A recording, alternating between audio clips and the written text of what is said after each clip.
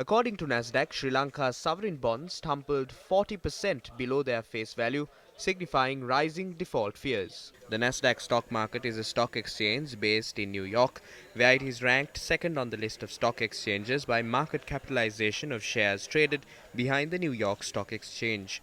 The report has been compiled by Nasdaq together with contributors from Reuters and Morgan Stanley, multinational investment bank. The report said that Sri Lankan government's failure to extend a $400 million currency swap line with India and the apparent lack of appetite for a new deal with the International Monetary Fund has renewed worries its finances may not cover its upcoming debt bills. According to the calculations of the analysts at Morgan Stanley, Sri Lanka faces $4.6 billion worth of bond redemptions this year alone, plus another $500 million payment in January 2022. The report added that a tumbling currency, credit rating downgrades, debt to GDP levels nearing 100%, and almost 70% of government revenues being spent on interest payments alone have been the main causes of the crisis at hand. As a solution, the report suggested that the $1.5 billion currency swap line with China and gain breathing space if the IMF gets the green light to increase its special drawing rights. I would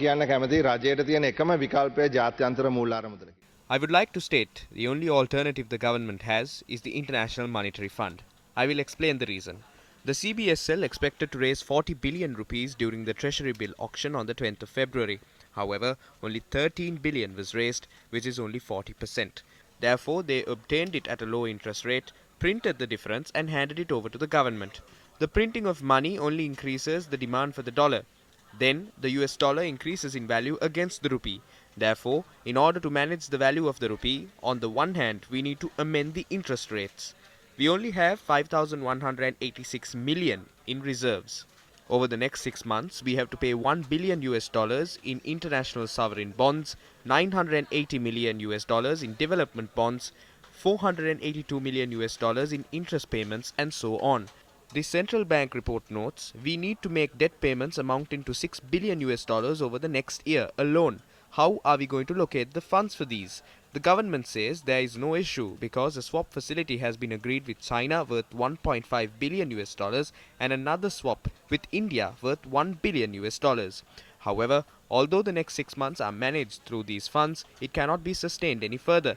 The only thing we can do is to restructure the debt we obtained after discussing with our creditors. Like it or not, we are at a point where Sri Lanka's debt must be restructured.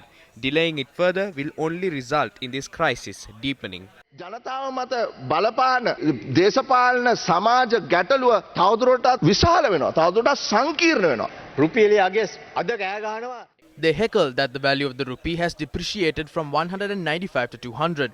They took it from 130 to 195 and handed it over to us. They handed us an economy with depleted reserves, one which has more imports than exports. They are blaming us now.